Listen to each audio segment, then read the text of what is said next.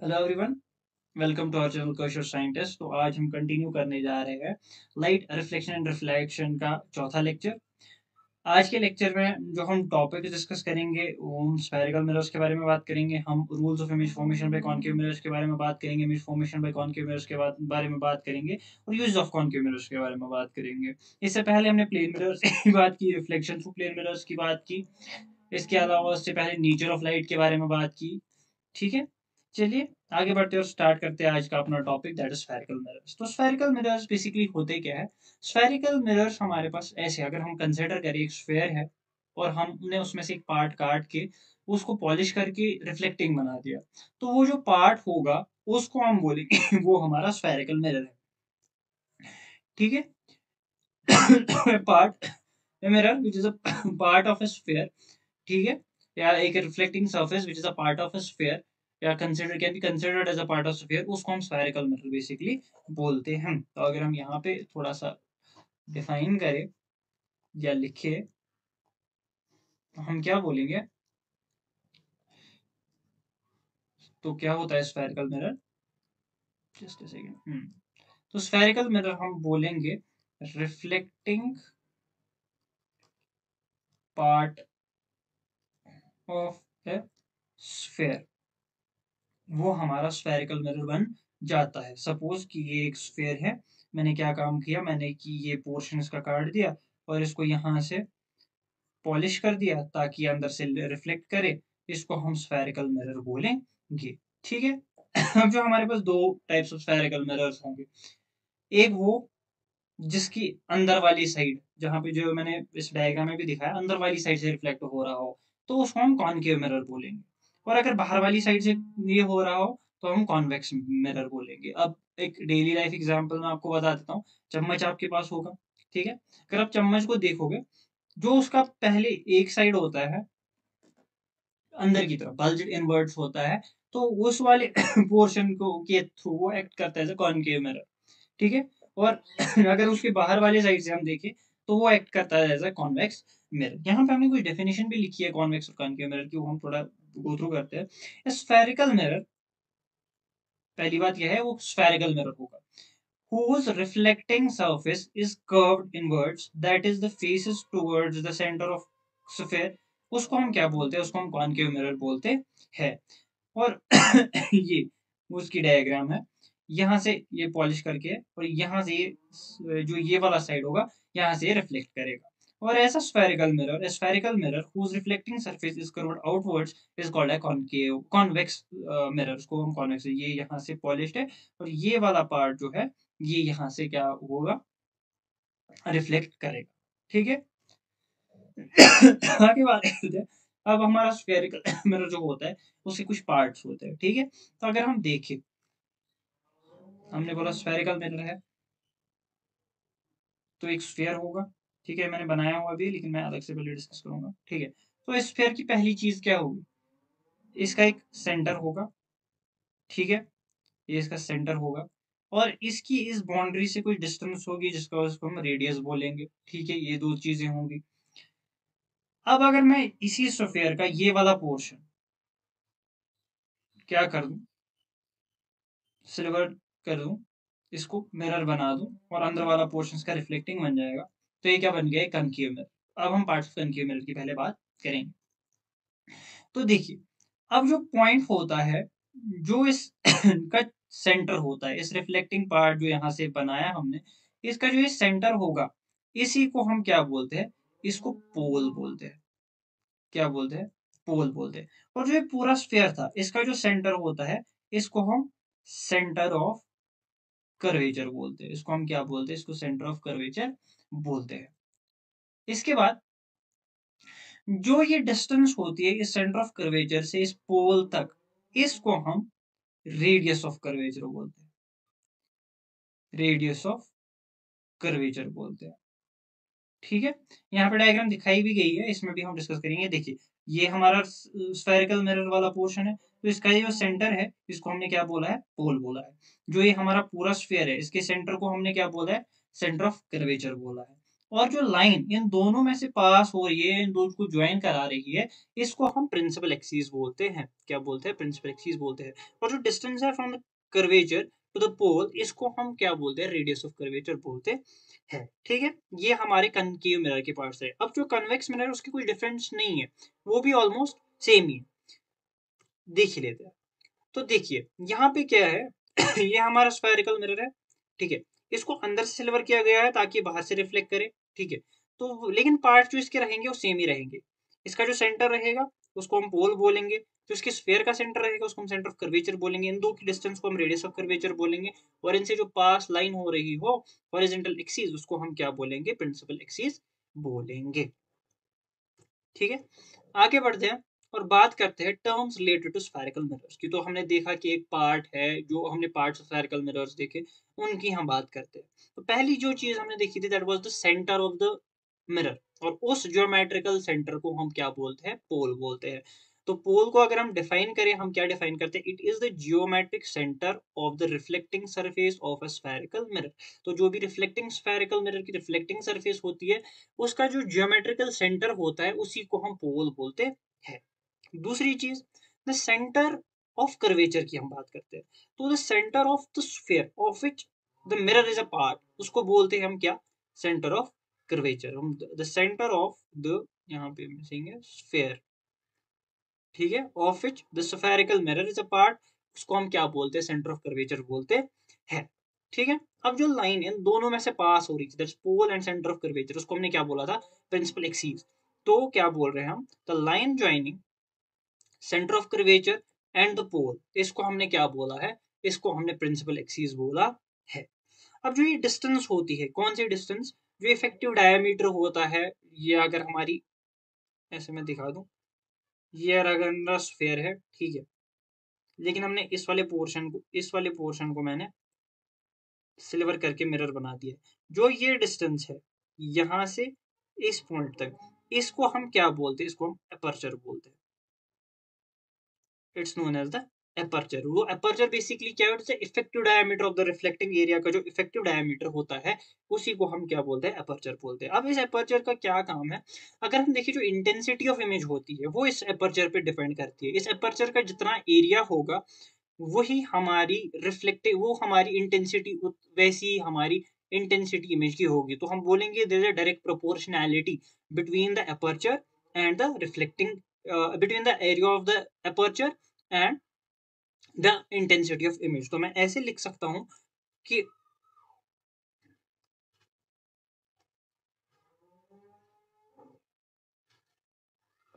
Just second, हाँ, तो मैं लिख सकता हूँ intensity is directly proportional to the area of aperture.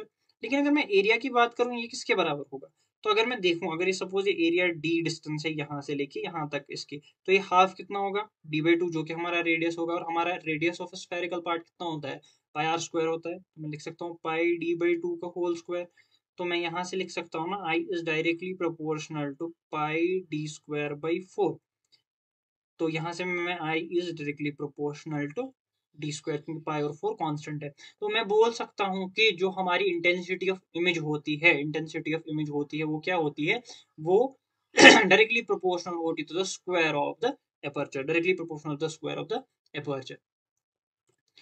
ठीक है, नेक्स्ट टर्म जो हमें डिस्कस करनी है, अभी तक हमने पार्ट्स में तो नहीं देखी, पार्ट भी है भी नहीं, पर व्हाट इट इज बेसिकली, जब रेज ऑफ लाइट, जब रिफ्लेक्शन होती है, रिफ्लेक्शन के बाद जब रेज ऑफ लाइट मीट करेंगी किसी पॉइंट पे, उस पॉइंट को हम क्या बोलेंगे? फोकस। तो ये कर्व सरफेस है, हमारी कर्व सरफेस है, कर्व्ड स्फेरिकल मिरर है, रे ऑफ लाइट आई, इसको हिट किया और ये किसी पॉइंट से पास हो रही है। दूसरी ray of light parallel to the principal axis I, उसने स्फेरिकल मिरर को पार्ट हिट किया और ये वापस से एक इसी पॉइंट में से पास हुई। तो वो पॉइंट जहां से all the rays parallel to the principal axis after reflection pass होती है, उसी को हम फोकस बोलते हैं। हमें डिफाइन भी किया गया है। Rays parallel to the principal axis after reflection from the spherical mirror pass or seem to come from a point on the principal axis between pole and the center of curvature, and this point is called as the principal focus। इसको हम principal focus बोलते हैं। तो यहाँ पे दो चीजें इसने बोली है, they pass और seem to come from। तो अभी हमने पास वाला केस देखा जो कि है किसमें, in case of concave mirrors. Concave mirrors में एग्जैक्टली पास होते हैं parallel to the principal axis, वो मीट होते हैं प्रिंसिपल एक्सिस के एक पॉइंट पे जिसको प्रिंसिपल फोकस बोलते हैं। But in case of convex mirrors वहां पे मीट नहीं करते एक्चुअली, बट क्या लगता है कि उस पॉइंट से रेज ऑफ लाइट जनरेट हो रही है, तो उस पॉइंट को भी हम प्रिंसिपल फोकस बोलते हैं। वो हम आगे कॉन्वेक्स मिरर्स में फिर से बात करेंगे इसके बारे में, ठीक है। अब और एक पॉइंट इसमें ये आता है फोकल लेंथ का। किसका? फोकल लेंथ का। What is focal length? Focal length को हम डिफाइन करते हैं as the distance between pole and focus. तो फोकस और पोल के बीच में जो डिस्टेंस होती है उसी को हम फोकल लेंथ बोलते हैं। वो भी हम एफ से डिनोट करते हैं, बेसिकली स्मॉल एफ से डिनोट करते हैं। ये जो होती है हमारी, ये हमारी फोकल लेंथ होती है, ठीक है। तो अब हम बात करते हैं, एक रिलेशन एग्जिस्ट करता है between the centre of curvature, radius of curvature और फोकल लेंथ के बीच में एक रिलेशन एग्जिस्ट करता है, जो कि है, जो हमारी फोकल लेंथ होती है वो half of radius of curvature होती है। या मैं ऐसा बोलूं, ये जो होती है, ये क्या बोलता है, जो हमारी फोकल लेंथ है that is equal to radius of curvature का हाफ। या मैं और एक चीज यहाँ पे ये बोल सकता हूँ कि मेरी जो रेडियस ऑफ कर्वेचर है वो क्या है, वो ट्वाइस फोकल लेंथ है। ये दोनों बातें एक ही दोनों चीजें सेम है। तो हम चीज को डिराइव करेंगे, देखेंगे ये चीज आती कैसे है। तो देखिए आपके पास एक इमेज बनाई गई है, थोड़ा सा दिमाग लगाते हैं। तो पहले एजम्पशन इसमें क्या कंसिडर करनी है, जो हमारी रे ऑफ लाइट है ए बी जो है, ये एक पैराएक्सियल रे है। डिस्कस कर चुका हूँ शायद पैराएक्सियल रे, फिर से बता देता हूँ। पैराएक्सियल रे मतलब कि ये रे जो है ये बहुत क्लोज है to the principal axis and parallel to the principal axis, ठीक है। बहुत क्लोज है प्रिंसिपल एक्सिस के। तो अगर ये क्लोज है प्रिंसिपल एक्सिस के, हमारा ये पॉइंट बी और हमारा पॉइंट पी ऑलमोस्ट ये बहुत नजदीक होंगे, ठीक है। ये आगे हम यूज करेंगे। उससे पहले हम दूसरी चीज देख लेते हैं, जो हमारा ये बी सी है, ये क्या है, ये perpendicular to the spherical mirror. क्योंकि ऐसा क्यों है, क्योंकि सी हमें पता है ये सेंटर ऑफ स्फेयर होता है, तो जो रेडियस हमारा होता है वो हमेशा होता है परपेंडिकुलर। सर्कल की प्रॉपर्टी है कि जो रेडियस होता है परपेंडिकुलर टू द सरफेस होता है, स्फेयर होता है, सर्कल होता है। तो उस पॉइंट को नजर में रखते हुए जो हमारा बीसी होगा वो perpendicular to the act as a normal करेगा। तो जब एक रे ऑफ लाइट ए भी आ रही है और आफ्टर रिफ्लेक्शन फोकस में से जा रही है, ये फर्स्ट लॉ ऑफ रिफ्लेक्शन तो फॉलो करता ही होगा, क्योंकि हर एक मिरर की ये प्रॉपर्टी होती है, वो लॉ ऑफ रिफ्लेक्शन फॉलो करता है। तो हमारा एंगल ऑफ इंसिडेंस बन रहा है एंगल ऑफ रिफ्लेक्शन के बराबर। तो जो ये हमारा एंगल आई है यहाँ पे, ये एंगल ऑफ रिफ्लेक्शन के बराबर होगा। तो यहाँ पे हम पहली प्रॉपर्टी ऐड कर देते हैं, वो ये है कि जो हमारा एंगल ऑफ आई, जो हमारा आई है, वो आर के बराबर है। किस वजह से? Law of first law of reflection या सेकंड लॉ ऑफ रिफ्लेक्शन, ठीक है। लॉ ऑफ रिफ्लेक्शन बेसिस पे। दूसरी चीज, जो ए बी है वो पैरेलल है प्रिंसिपल एक्सिस की। तो जो इनके बीच में, सॉरी कैलिब्रेशन में कुछ इशू है। तो देखिए,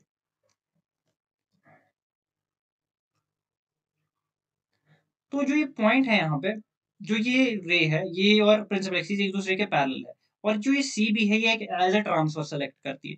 तो जो ये एंगल होगा और ये एंगल होगा, ये अल्टरनेट इंटीरियर एंगल्स है, और we know that the alternate interior angles are equal. तो मैं बोल सकता हूँ यहाँ पे जो हमारा अल्फा होगा वो आई के बराबर होगा। From this and this equation हमें क्या मिलता है, यहाँ पे पहले लिखता हूँ मैं, ये अल्टरनेट इंटीरियर एंगल्स की वजह से है। और यहां से मुझे क्या मिलता है कि जब एंगल अल्फा है वो आर के बराबर है, ठीक है। ये चीज इंपॉर्टेंट है। तो अगर हम देखें, अब हमारे पास जो ये बन रहा है C P C B F, ये एक ट्राइंगल बन रहा है, और इसके जो दो ये एडजेसेंट एंगल्स है ये इक्वल है। And by the isosceles angle property, इसके जो ये दो साइड्स होंगे ये भी क्या होंगे, ये भी इक्वल होंगे। तो हम यहां से फिर बताते हैं बाय आइसोसेलेस एंगल प्रॉपर्टी, यहां से मुझे क्या मिला, यहाँ से मुझे ये मिला कि जो सी एफ है वो किसके बराबर है, वो बी एफ के बराबर है। आइसोसलेस एंगल प्रॉपर्टी की वजह से क्या सी एफ हमारा बी एफ के बराबर है। और एक चीज हम देख लेते हैं, जो हमारा मेन चीज जो हमें निकालनी है वो हम यहाँ से करेंगे। तो जो हमारा पी एफ हमें पता है, ये डिस्टेंस कितनी है, पी सी, ठीक है। ये हमने दो पार्ट्स में डिवाइड किए, एक तो P F plus C F, ठीक है, ये अभी हम रखते हैं। तो यहाँ से और एक चीज मिली हमें, अब C F is equal to B F, isosceles triangle है। लेकिन आपने पहले ही बोला था कि जो ए बी है वो पैराक्सियल रे है, बहुत क्लोज है किसके, प्रिंसिपल एक्सिस के। तो हमारा बी और पी बहुत क्लोज है, ऑलमोस्ट कोइंसाइड कर रहे हैं। तो उस वजह से मैं बोल सकता हूँ ना कि देखो,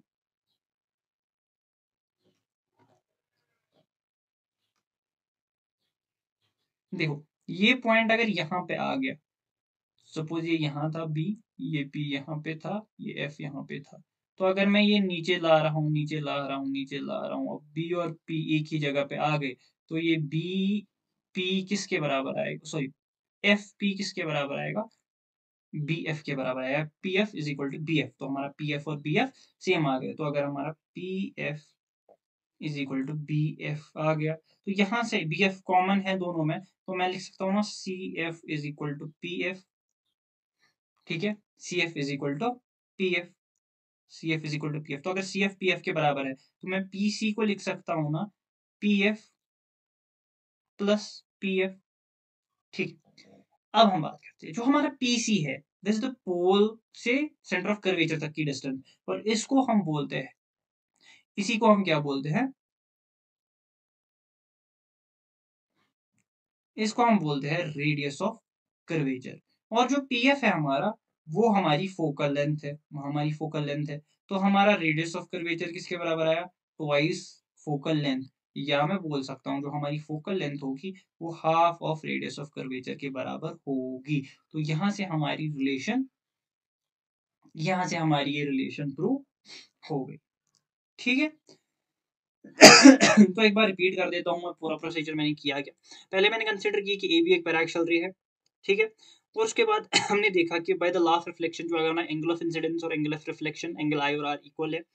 उसके बाद हमने देखा कि ए बी और प्रिंसिपल एक्सिस जो एक दूसरे के पैरेलल है, और सी भी इनमें एक ट्रांसवर्सल एक्ट करती है। तो इसकी वजह से जो हमारा एंगल ऑफ इंसिडेंस है वो अल्फा के बराबर है। Since angle of incidence alpha के बराबर है और रेडियस ये आर के भी बराबर है, तो हमारा अल्फा और आर इक्वल होंगे। तो सिंस ये दो इक्वल है, तो हमें एक आइसोसेलेस एंगल की प्रॉपर्टी के थ्रू पता चल रहा है कि सी एफ और बी एफ हमारा इक्वल है। तो अगर हमारा सी एफ और बी एफ इक्वल है, इसके बाद हम और एक कंडीशन ले रहे हैं कि जो ए बी और प्रिंसिपल एक्सिस ए बी है पैराक्सियल जो है बहुत क्लोज है प्रिंसिपल एक्सिस के, तो बी और पी कोइंसाइड कर रहे हैं। अगर बी और पी कोइंसाइड कर रहे हैं तो हमारा बी एफ पी एफ के बराबर हो रहा है। तो अगर हमारा C F already B F के बराबर है और पी एफ भी बी एफ के बराबर हो रहा है, तो उस वजह से हमारा सी एफ और पी एफ इक्वल हो रहे हैं।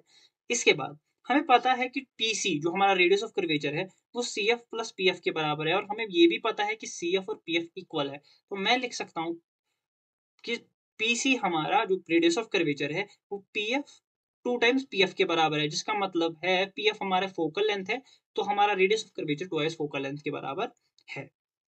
होप कि आपको समझ आ गया होगा, ठीक है।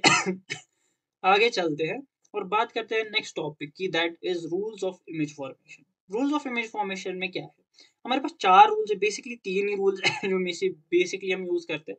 चौथा भी एक रूल है, वो बेसिकली वो नॉर्मल जो लॉ ऑफ रिफ्लेक्शन है उसी पे बेस्ड है। हम एक एक करके सारे रूल्स डिस्कस करते हैं। पहला रूल ये है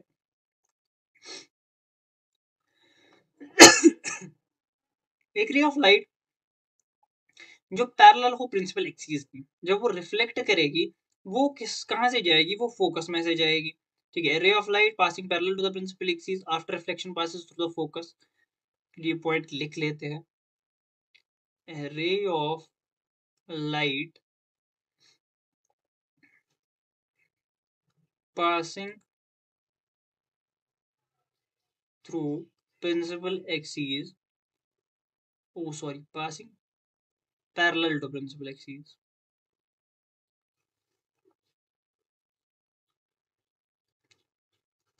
हम बोल सकते हैं travelling principal axis parallel to principal axis after reflection passes through focus। ठीक है, ये हमारा पहला रूल है। वो यार रह गया आपको याद, जब भी एक ray parallel to the principal axis आएगी आफ्टर रिफ्लेक्शन वो फोकस के बीच में से जाएगी। दूसरा रूल क्या है हमारा कि अगर रे ऑफ लाइट पहले ही फोकस में से जा रही है, आफ्टर रिफ्लेक्शन ये ट्रेवल करेगी to the parallel to the principal axis, पहले रूल का उल्टा। तो क्या बोल रहा है, a ray of light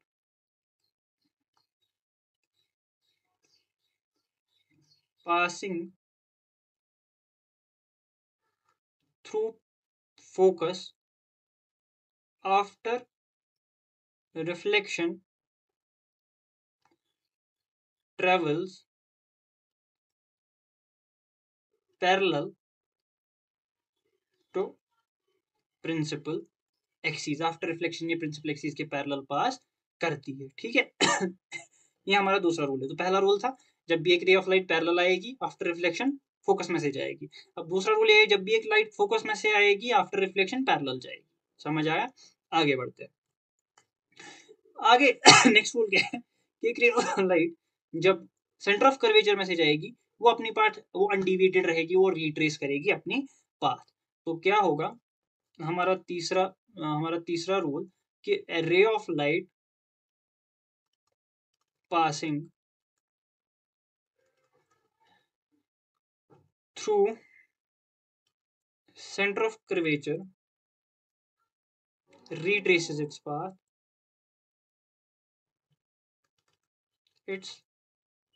path और remains undeviated, मैं बोल सकता हूँ ये रिट्रेस करती है अपनी पाथ, एक रिट्रेस इट्स पाथ। ठीक है, ऐसा क्यों होता है ये देखते हैं हम। हमने अभी बात की कि जो ये पूरा स्फीयर होगा, ठीक है, जो हमारा रेडियस होता है वो परपेंडिकुलर टू द सरफेस होता है। तो जब ये सी बी है ये भी क्या होगी, परपेंडिकुलर टू द सरफेस होगी। एंड वी नो कि जब भी एक रे ऑफ लाइट आती है वो क्या फॉलो करती है, लॉ ऑफ रिफ्लेक्शन। और हमारा लॉ ऑफ रिफ्लेक्शन क्या बोलता है, angle of incidence is equal to angle of reflection. जब मैं और क्लोज लाऊंगा नॉर्मल की एंगल ऑफ इंसिडेंस कम करूंगा, एंगल ऑफ रिफ्लेक्शन कम हो जाएगा। जब मैं परपेंडिकुलर डालूंगा that is through the normal डालूंगा ये इंसिडेंट रे, हमारा एंगल ऑफ इंसिडेंस जीरो हो जाएगा और हमारा एंगल ऑफ रिफ्लेक्शन भी जीरो हो जाएगा। Similar is the case here, इसीलिए ये रिट्रेस अपनी पाथ को करती है। ठीक है, चौथा रूल क्या है, चौथा रूल इज कि एक रे ऑफ लाइट जो ओब्लिकली किसी मिरर पे से पड़ती है वो ओब्लिकली ही वापस रिफ्लेक्ट करती है थ्रू द सेम एंगल। ठीक है, यहाँ पे प्रिंसिपल फोकस पे जो हमारी रे है यहाँ पे आ रही है विद एन एंगल आई, तो ये आई होगा आर के बराबर। ये यहाँ पे लॉ ऑफ रिफ्लेक्शन फॉलो करेगी। क्या बोलेंगे, a ray of light passing obliquely या फॉलिंग ओब्लिकली आफ्टर रिफ्लेक्शन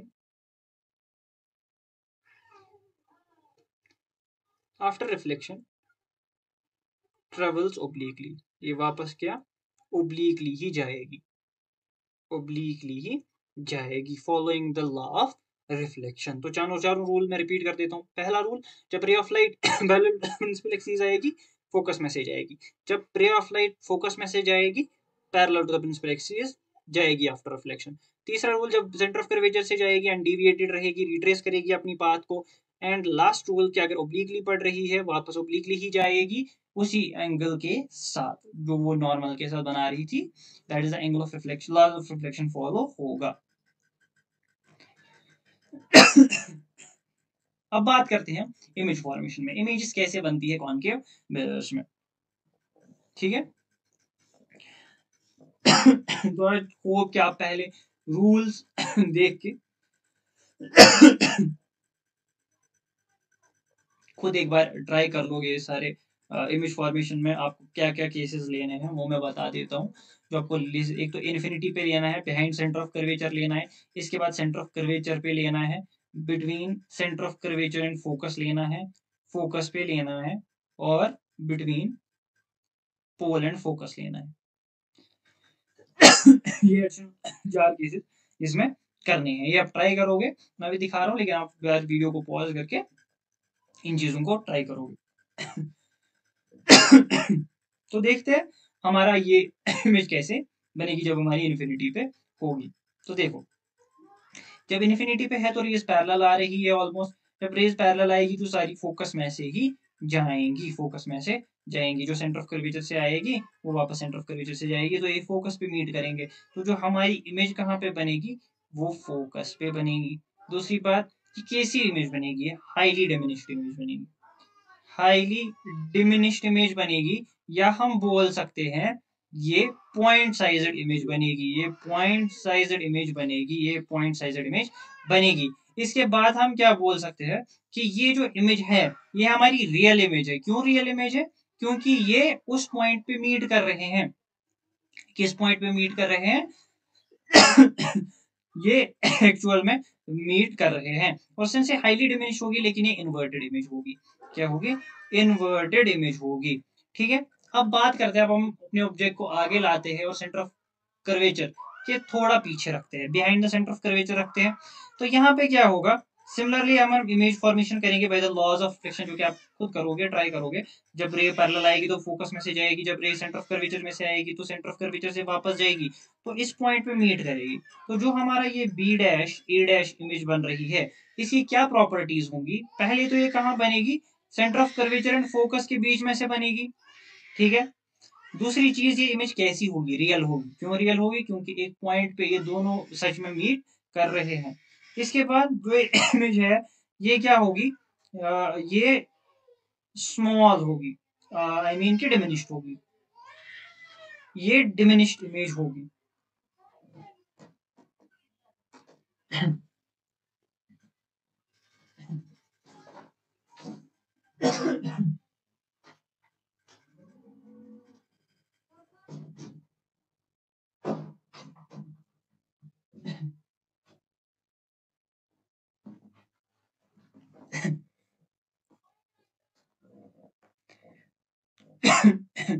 तो हमने क्या बोला कि ये जो बिहाइंड ऑफ कर्वेचर बनेगी, तो सेंटर ऑफ कर्वेचर और फोकस के बीच में इमेज बनेगी, रियल बनेगी, डिमेंशनल बनेगी।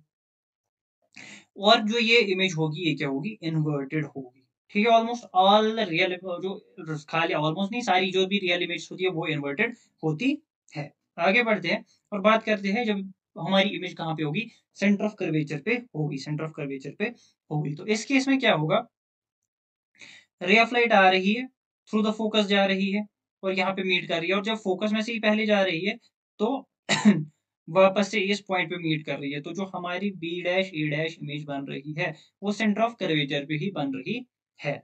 दूसरी चीज, जो इमेज बनेगी वो same size of that of object बनेगी, सेम साइज ऑफ ऑब्जेक्ट बनेगी।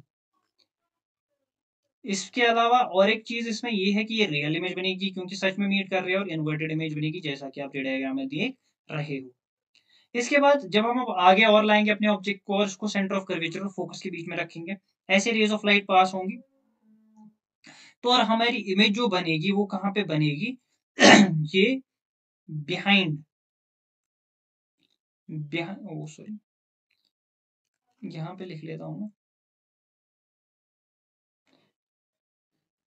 बिहाइंड सेंटर ऑफ कर्वेचर हमारी इमेज बनेगी। दूसरी चीज जो हमारी इमेज बनेगी वो रियल इमेज बनेगी और इन्वर्टेड इमेज बनेगी। ठीक है, और और एक चीज इसमें ये है कि हमारी साइज ऑफ इमेज जो होगा वो और डिमिनिश, वो भी डिमिनिश्ड होगा, वो क्या होगा, सॉरी वो एनलार्ज्ड होगा, सॉरी सॉरी सॉरी, वो एनलार्ज्ड साइज होगा, एनलार्ज्ड साइज होगा। तो हमने देखा जितना हम मिरर के क्लोज आ रहे हैं हमारी इमेज उतनी दूर जा रही है और उसका साइज उतना ही बढ़ता जा रहा है। ठीक है, आगे बात करते हैं फोकस के। जब फोकस पे होगी तो हमारी रेज ऑफ लाइट जो है वो आफ्टर रिफ्लेक्शन पैरेलल जाएंगी और एट इन्फिनिटी मीट करेंगी। कहाँ पे मीट करेंगी, एट इन्फिनिटी मीट करेंगी। तो जो हमारी इमेज बनेगी वो कहाँ पे बनेगी, इन्फिनिटी पे इमेज बनेगी। और कैसी इमेज होगी, हमारी इमेज जो होगी एक रियल इमेज होगी, इन्वर्टेड होगी, और जो ये इसका साइज होगा ये हाईली एनलार्ज्ड होगी। तो अगर हम देखिए यहाँ पे इस रे डायग्राम को, ऑलमोस्ट जैसे ऐसे ये इमेज मीट कर रहे हैं, आफ्टर सपोज इस पॉइंट पे मीट कर जाके कर रहे हैं, तो ये जो इमेज है ये ऑब्जेक्ट के कंपैरिजन में बहुत बड़ी बन रही है। ठीक है। अब अगर हमने ऑब्जेक्ट को और आगे लाया, प्रिंसिपल फोकस और पोल के बीच में रख दिया, तो हमारी इमेज के साथ क्या हो रहा है देखिए। जब ray of light centre of curvature से आ रही है तो रिट्रेस कर रही है पाथ, और जब पोल पे पड़ रही है ऑब्लिकली तो इस एंगल के साथ जा रही है, और ये दोनों रेज अगर हम देखें ये डाइवर्ज कर रहे हैं एक दूसरे से, ठीक है। अगर हम पीछे की तरफ इनको ट्रेस करें तो ये लग रहा है कि एक पॉइंट ए डैश से आ रही है। तो जो हमारी इमेज है वो क्या है, ए डैश बी डैश है। और ये इमेज जो हमारी अभी बन रही है ये बिहाइंड मिरर बन रही है, ये मिरर के पीछे बन रही है। सिंस ये जो rays of light actually meet नहीं कर रहे हैं बट ऐसा लग रहा है कि ये किसी पॉइंट से आ रहे हैं, तो इन वाली इमेजेस को हम क्या बोलते हैं, हम इनको वर्चुअल इमेजेस बोलते हैं, ठीक है। और हमारी इमेज जो बन रही है इरेक्ट इमेज बन रही है और इसका जो साइज है वो क्या है, एनलार्ज्ड साइज है, एनलार्ज्ड साइज, ठीक है। होप आपको सारे केसेस समझ आ गए होंगे। अब हम क्या काम करते हैं, हम इसका एक टेबल बनाते हैं। हम सारे एक सारी इन इमेजेस के जो हमने देखे, इमेज फॉर्मेशन के केसेस देखे, इनको एक सम अप करते हैं एक टेबल के फॉर्म में। तो पहले हमारे पास क्या था, हम पोजीशन ऑफ ऑब्जेक्ट लिखते हैं। पोजीशन ऑफ ऑब्जेक्ट क्या थी पहली हमारी, वो थी इन्फिनिटी, ठीक है। और पोजीशन ऑफ इमेज कहाँ पे बन रही थी, फोकस पे बन रही थी। हमारा साइज ऑफ इमेज क्या बन रहा था, highly diminished, highly diminished image बन रही थी हमारी। और उसका नेचर क्या था, रियल थी और इन्वर्टेड इमेज बन रही थी, ठीक है। दूसरी जब आप बात करते हैं पोजीशन ऑफ ऑब्जेक्ट की, वो हमने नजदीक लाया था इसके बाद और कहाँ रखा था, बिहाइंड सेंटर ऑफ कर्वेचर। जब हमने यहाँ पे रखा तो हमारी इमेज कहाँ बनी थी, between centre of curvature and focus. और उसका साइज क्या था, उसका साइज जो था डिमिनिश्ड साइज, ठीक है, डिमिनिश साइज था। और उसका रियल और इन्वर्टेड नेचर था, रियल और इन्वर्टेड नेचर था। इसके बाद हमने और नजदीक लाया और इसको कहाँ रखा, इसको सी पे रखा। जब हमने सेंटर ऑफ कर्वेचर पे रखा तो हमारी इमेज जो बनी वो भी सेंटर ऑफ कर्वेचर पे बनी। उसका साइज जो था सेम साइज था एज दैट ऑफ ऑब्जेक्ट, और वो भी रियल और इन्वर्टेड इमेज बन रही थी। इसके बाद हमने और नजदीक लाया अपनी ऑब्जेक्ट को और उसको between centre of curvature and focus के बीच में रखा, और हमारी जो पोजीशन ऑफ इमेज बन रही थी और दूर जा रही थी, और ये कहाँ बनी, ये बिहाइंड सी बनी। और इसका जो साइज था वो अभी किस था, वो एनलार्ज्ड साइज था। तो हमने देखा जितना हम दूर दूर जा, हम नजदीक आ रहे थे किसके, ऑब्जेक्ट जितना नजदीक आ रहा था मिरर के, इमेज दूर जा रही थी और उसका साइज उतना ही बढ़ता जा रहा था।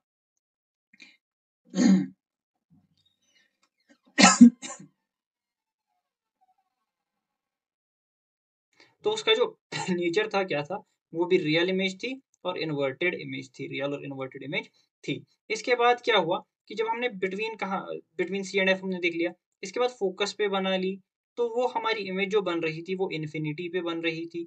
उसका साइज क्या था, वो हाईली एनलार्ज्ड इमेज बन रही थी, और वो भी रियल और इन्वर्टेड इमेज बन रही थी, हाईली एनलार्ज्ड बन रही थी, ठीक है। तो लास्ट केस जो था वो था बिटवीन पोल एंड फोकस। तो अब अगर हम पोल एंड फोकस के बीच में रखते थे तो हमारी इमेज जो बनती थी वो बिहाइंड मिरर बन रही थी। क्या बन रही थी, बिहाइंड मिरर हमारी इमेज बन रही थी, और वो भी एनलार्जेड इमेज बन रही थी। लेकिन हमारी अभी जो इमेज बन रही थी वो वर्चुअल बन रही थी और इरेक्ट बन रही थी। तो यहाँ पे हमारा पूरा टेबल समअप हो गया, कहाँ पे किस पोजीशन पे हमारे कैसी इमेज आ रही थी, उसकी पोजीशन क्या थी, उसका नेचर क्या था, वो हमने सारा डिस्कस कर लिया। आगे बात करते हैं यूजेस ऑफ कॉनकेव मिरर के बारे में। यूजेस ऑफ कॉनकेव मिरर में हम क्या डिस्कस करते हैं कि हमारा कॉनकेव मिरर कहाँ कहाँ पे यूज होता है। तो बेसिकली हमारा कॉनकेव मिरर कहाँ यूज हो रहा है, एक शेविंग मिरर्स में यूज हो रहा है, हेड मिरर्स में यूज हो रहा है, ऑप्थेल्मोस्कोप में यूज हो रहा है, एस्ट्रोनॉमिकल टेलीस्कोप्स में यूज हो रहा है, हेडलाइट्स में यूज हो रहा है, सोलर फर्नेसेस में यूज हो रहा है, ठीक है। तो ऐसा क्यों, ऐसा क्या हो रहा है, अगर हम देखेंगे एस्ट्रोनॉमिकल टेलीस्कोप्स में क्यों ऐसा यूज हो रहा है, मैं कुछ थोड़े एक दो बता देता हूँ। ये आपको यूजेस याद रखने हैं, shaving mirrors, head mirrors, ophthalmoscope, astronomical telescope, headlight, solar furnaces. अगर हम देखिए एस्ट्रोनॉमिकल टेलीस्कोप्स के केस में क्या हो रहा है, दूर से इन्फिनिटी से लाइट रेज आ रही है, तो उनकी वजह से जो इमेज बनेगी, हमारी ऑब्जेक्ट बहुत दूर है ना, तो वहां से क्या हो रहा है, वो उस ऑब्जेक्ट से जब लाइट आ रही है इन्फिनिटी से, तो वो कहाँ पे, फोकस पे हमारी इमेज बन रही है। ऐसे ही क्या हो रहा है, जो हमारा सोलर फर्नेसेस है उनमें जब रेज ऑफ लाइट दूर से आती है, वो उस रेज ऑफ लाइट को रिफ्लेक्ट करके एक पॉइंट पे कंसंट्रेट करते हैं, तो वहां से हमारी हीट जनरेट होती है, और सोलर कुकर, सोलर फर्नेसेस इसी प्रिंसिपल पे काम करते हैं। थैंक यू स्टूडेंट्स, होप आपको आज के टॉपिक में मजा आया होगा, के लेक्चर में मजा आया होगा। हमारी चैनल को सब्सक्राइब कीजिए, इसे शेयर कीजिए, हमें फॉलो कीजिए हमारी सोशल हैंडल्स पे, और हमारे साथ बने रहिए। Thank you.